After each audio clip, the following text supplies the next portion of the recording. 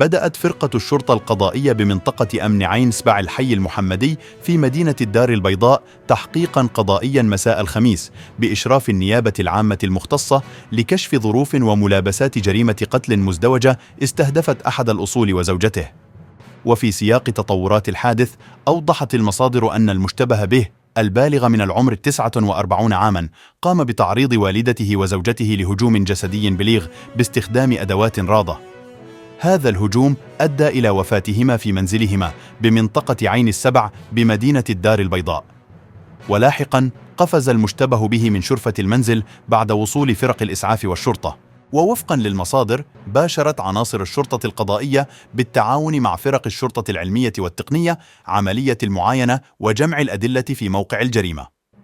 تهدف هذه الجهود إلى استخلاص جميع الآثار والأدلة المادية التي قد تساعد في تسليط الضوء على ملابسات الجريمة.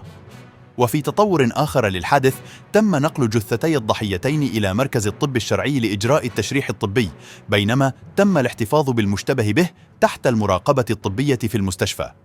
يتم انتظار إخضاعه للبحث القضائي الذي يجرى تحت إشراف النيابة العامة المختصة. يهدف هذا البحث إلى الكشف عن جميع جوانب وتفاصيل الحادث وتحديد خلفيات ارتكاب هذه الأفعال الإجرامية. تجدر الإشارة إلى أن هذه الواقعة تعد حادثة مأساوية ومروعة، وتبرز أهمية تكثيف الجهود الأمنية والتحقيقات القضائية للكشف عن الأسباب والظروف التي أدت إلى وقوع مثل هذه الجرائم، واتخاذ الإجراءات اللازمة لمنع تكرارها في المستقبل.